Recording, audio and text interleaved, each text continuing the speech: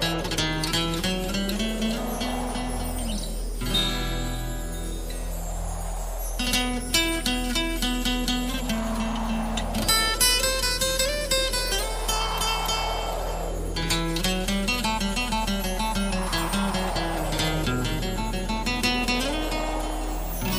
नमस्कार, एक बार फिर से हमारे YouTube चैनल पे आपका स्वागत है।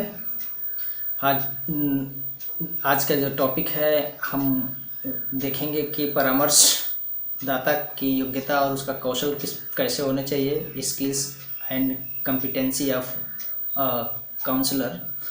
तो इसमें हम चर्चा करेंगे कि हम ज़रूरी बात यह है कि हमको ये जानना अति आवश्यक है या कि काउंसलर के पास कौन कौन से ऐसे गुण होने चाहिए, कौन कौन से ऐसे कौशल होने चाहिए जिससे कि वो किसी व्यक्ति को सही दिशा दे सके और लोग उससे प्रभावित हों। प्रभावित होने का कारण क्या है, ये सारी चीज़ें जो एक व्यक्ति में होनी चाहिए, एक पर्सनालिटी होनी चाहिए। उस पर्सनालिटी पे बात करेंगे कि किस तरह का व्यक्ति पर्सनालिटी रखने वाला होना चाहिए, क्या क्या ऐसी चीज़ें हैं जिसको वो देख करके लोग समझ जाएं कि वो व्यक्ति हमारे लिए कितना सहयोगी है, कितना सहयोगी सिद्ध हो सकता है हमारी कार्य के प्रति। तो इन सब चीज़ों पे अब चर्चाएं करेंगे।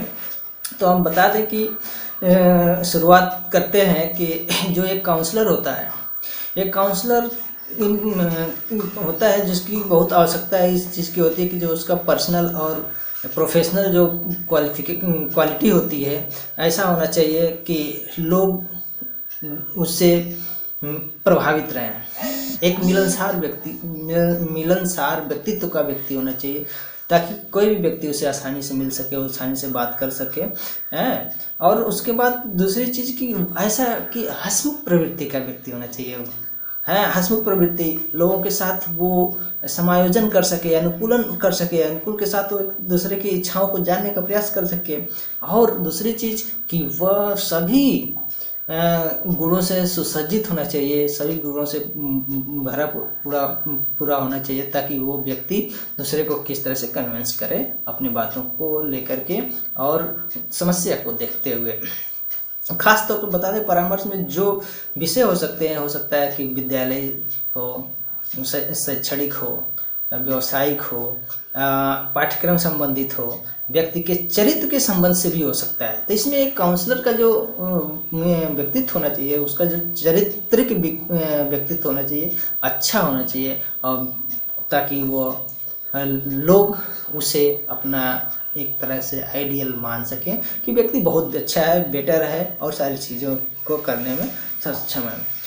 और परामर्श प्रक्रिया में एक काउंसलर को ध्यान देना चाहिए कि परामर्श प्रक्रिया में हमें कुछ साक्ष्यों की आवश्यकता पड़ती है और वो साक्ष्य हमारे दो तरह के हो सकते हैं। वो दो तरह के कौन से साक्ष्य हो सकते हैं?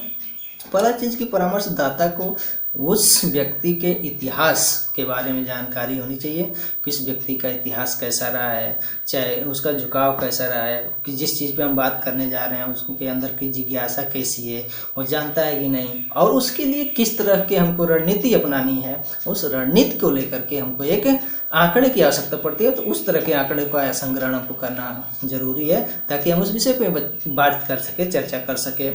दूसरा यह कि परामर्शदाता को उस क्षेत्र में के बारे में जानकारी होनी चाहिए जिस क्षेत्र में व्यक्ति को आवश्यकता है। तो वो पहले पॉइंट में हमने बताया कि उसका जो इतिहास यदि आप जानते हैं, उसके इतिहास के बारे में आप जानते हैं, तो आप उसके लिए एक नया रास्ता खोजने के लिए उसको नई तरह से आप नए क्षेत्रों में भेज सकते हैं। इस तरह के गुण हमारे पास होने चाहिए। तो हम बता दें कि दोनों जो साक्ष्यों अर्थात एविडेंस जो भी है, सुविधाजनक अनुकूलन परिस्थिति के साथ परामर्शदाता को लेने की एक ऐसे गुण होना चाहिए कि आराम से व्यक्ति, सामने वाला जो परामर्श प्राप्त करता है, आपको सारी चीज़ें आसानी से बता सके। इस तरह के व्यक्तित्व का निखार आपके अंदर होने चाहिए ताकि कभी आपको या व्यक्ति को समस्या न हो। इसके साथ ही साथ एक परामर्शदाता में या काउंसलर में कुछ गुण ऐसे होने चाहिए जिसमें कि वो आपको हर तरह से संभालने की कोशिश कर सके। जैसे मैं बताऊं कि जैसे कि एक है सिंपैथी अर्थात सहानुभूति, व्यक्ति के प्रति सहानुभूति प्रकट करने वाला होना चाहिए। ऐसा लगे कि मेरे प्रति काउंसलर जो है सहानुभूति प्रकट कर रहा है। और दूसरी चीज़, दूसरा पॉइंट कि लिसनिंग स्किल एंड पेशेंस, मतलब आपके अर्थात काउंसलर को एक अच्छा श्रवण कौशल युक्त व्यक्ति होना चाहिए और धैर्यशाली भी होना चाहिए कि जो सामने वाला व्यक्ति जो कह रहा है उसको सुनना कैसे है, उसको सुनने की शक्ति सही होनी चाहिए, सुनने का कौशल सही होना चाहिए, और साथ ही साथ उसका जो धैर्य अपना है, धैर्य बनाए रखने का भी एक अच्छा सा गुण होना चाहिए। नेक्स्ट बताया है कि सदाचार या स्वाभिमान और गोपनीय तार रखने वाला व्यक्ति होना चाहिए। जैसे वर्च्यू या सेल्फ रिस्पेक्ट एंड कॉन्फिडेंस, यदि मतलब इन सारी चीज़ों को वो कर सके, मतलब साफ की सदाचार हो, स्वाभिमानी भी हो, और जो भी चीज़ें हैं वो गोपनीय बनाए रखे, ऐसा होना चाहिए। और नेक्स्ट, जो उसका अटेंशन पावर हो, अर्थात जो उसका ध्यान शक्ति हो अच्छी होनी चाहिए, किसी भी क्षेत्र में फोकस करके उसको ध्यान से सुन सके और उसको ध्यान करके आपकी चीज़ों को सुने, आपकी चीज़ों को जाने, आपकी चीज़ों को बता सके, इस तरह का व्यक्ति होना चाहिए। जो और दूसरी चीज़ कि कम्युनिकेशन स्किल अच्छी होनी चाहिए या कन्वर्सेशनल स्किल अच्छी होनी चाहिए। जो बातचीत का कौशल है वो मीठे मृदुल स्वर में बात करे आपसे और अच्छी चीज़ों को दे सके परामर्श प्राप्तकर्ता को। तो ये सारी चीज़ें जो है ये काउंसलर में होनी चाहिए। और दूसरी नेक्स्ट बात करें तो कहा जाए कि सेंसिटिविटी उसके अंदर होनी चाहिए, डेलिकेसी होनी चाहिए, अर्थात संवेदनशील व्यक्ति होना चाहिए, विनम्र व्यक्ति होना चाहिए, उसके अंदर विनम्रता कुट के भरा होना चाहिए, संवेदनशील होना चाहिए। कोई कभी कभी परिस्थिति ऐसी आती है कि व्यक्ति संवेदनशीलता को तोड़ देता है और अपने लक्ष्य से भटक जाता है, तो कम से कम इस तरह का होना चाहिए। क्राइसिस क्रिटिकल सिचुएशन मैनेजमेंट, कभी कभी हमको देखना है कि संकट या गंभीर परिस्थिति का किस तरह से प्रबंधन करना चाहिए, इस तरह की योग्यता, इस तरह के गुण एक व्यक्ति में होना चाहिए जो कि काउंसलर होता है।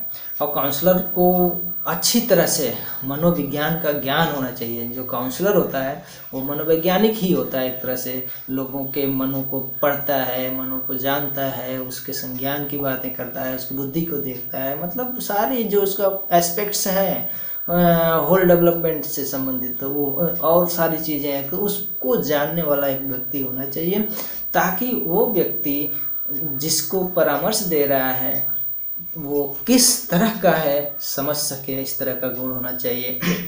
और साथ ही साथ ऐसा भी होना चाहिए कि तथ्यों को व्यवस्थित करने का ढंग होना चाहिए, मतलब जो सीरियल से, जैसे मतलब मैंने बताया क्रम वाइज क्रमशः वो सारी चीज़ों को इकट्ठा कर सके, व्यवस्थित कर सके, ताकि किसी ऐसे निर्णय पे पहुंच सके कि वो अपने परिणाम को दे सके परामर्श प्राप्तकर्ता तक।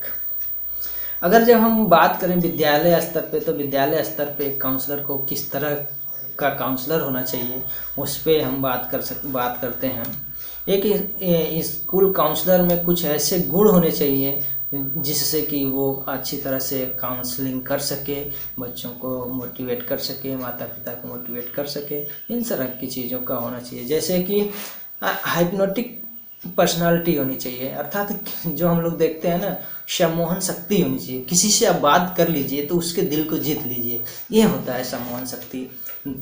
कभी कभी परिस्थितियाँ ऐसी अनुकूल नहीं रहती हैं कि आप व्यक्ति को समझा सकें, वैसे परिस्थिति में एक व्यक्ति अपने सम्मोहन शक्ति का प्रयोग करता है और अब उसको सही लक्ष्यों तक पहुंचाने का कार्य करता है और उसके दिल में उतर जाता है। और सारी चीज़ें हैं कि सामने वाला कितना विश्वास करे, इस तरह का व्यक्ति आपको होना चाहिए। जो पर्सनल एडजस्टमेंट, जो व्यक्तिक समायोजन है, इस तरह का भी होना चाहिए कि जो व्यक्ति उसका जो समायोजन है एक दूसरे के साथ समायोजित कैसे करे, सामने वाले के साथ समायोजित कैसे करे, उसके साथ एडजस्ट कैसे करे, इन सारी चीज़ उसके अंदर होना चाहिए। इंटरपर्सनल और म्यूचुअल रिलेशनशिप, अर्थात कहा जाए कि पारस्परिक जो संबंध होते हैं या आपसी संबंध होते हैं इसको बना के रखना चाहिए। एक काउंसलर लोगों का जो संबंध होता है, आपस के जो संबंध होते हैं उनको बना के रखता है और कभी इस तरह का जुड़ा से को छोड़ के टूटने और इस तरह की चीज़ों पर विश्वास नहीं करना, ऐसा होना चाहिए। प्रोफेशनल कॉम्पिटेंस और एबिलिटी, पेशेवर दक्षता वाला होना चाहिए। जो जिस पेशा में है व्यक्ति, काउंसलर यदि काउंसलर है तो वो काउंसलर की सारी योग्यता को रखता हो, वो अपने प्रोफेशन को समझता हो, या प्रोफेशन से खिलवाड़ करने वाला नहीं होना चाहिए, योग्य होना चाहिए और योग्यता के बल पे आप सारी वर्क कर सकते हैं। दूसरा है नेक्स्ट लीडरशिप क्वालिटी। ये काउंसलर में लीडरशिप क्वालिटी भी होनी चाहिए कि किसी भी कार्य को कराने के लिए उस पर अपने सारे प्रयोग कर सकता है और साथ ही साथ कितने लोगों को साथ लेकर जाए और लोगों को मोटिवेट करने का कार्य करे। उसके अंदर जो लीडरशिप की क्वालिटियाँ होती हैं, ऑटोक्रेट है, आप कहा जाए प्रजातांत्रिक है, राजतांत्रिक है, लोकतांत्रिक है, ये सारी क्वालिटी एक लीडर के अंदर होनी चाहिए ताकि लोग उस पर बहुत अधिक विश्वास कर सके, उसके बातों को मान सकें। नेक्स्ट बात है कि प्रोफेशनल डेडिकेशन होना चाहिए। जिस पेशा में आप हैं अगर डेडिकेट नहीं है तो आप उस पेशे के योग्य नहीं है। आपको अपने पेशा पे डेडिकेट होना चाहिए, आपके अपने पेशा के प्रति समर्पण भाव दिखाना चाहिए, प्रतिबद्धता उसके साथ होनी चाहिए। तो इस तरह के गुण एक काउंसलर में होने चाहिए। फिलॉसफी ऑफ लाइफ सबसे बड़ी चीज़ है दोस्तों कि वो जीवन दर्शन को जानता हो। जो व्यक्ति मनोविज्ञान के साथ साथ अपने जीवन दर्शन को जानता है वो व्यक्ति आपको सही दिशा में गाइड कर सकता है। वाइड रेंज ऑफ इंटरेस्ट, आप समझ रहे हैं कि अगर जब तक उसका विस्तृत रुचि नहीं रहेगी, बहुत रुचि यदि आपको अपने फील्ड से नहीं है तो आपको किसी भी कार्य को करने में सक्षम नहीं हो सकते हैं। तो इन सब तरीकों से एक काउंसलर में जो की बात करी जाए, skills and competence of counsellor, ये सारी चीज़ें होनी चाहिए इसके अंतर्गत। जैसा कि बताया गया है इसमें परामर्शदाता को की योग्यता और कौशल पे विशेष फोकस होना चाहिए कि अगर जिस चेयर पे वो बैठा है उस चेयर का सम्मान, उस ऑर्गेनाइजेशन का सम्मान और व्यक्तियों का सम्मान करने वाला होना चाहिए। इस तरह का नहीं होना चाहिए कि किसी भी प्रकार से वो किसी लोगों को अपने लोगों के साथ आए सदस्यों के साथ व्यवहार करे। और इन सब सारी चीज़ें होनी चाहिए। विश्वसनीयता बनाई रहनी चाहिए। कॉन्फिडेंशियल चीज़ों को खुद उसको संरक्षित करके रखनी चाहिए, किसी से शेयर नहीं करनी चाहिए। जो तमाम प्रकार के गुण और योग्यता है ये काउंसलर में होने चाहिए। धन्यवाद। यहीं टॉपिक समाप्त होती है।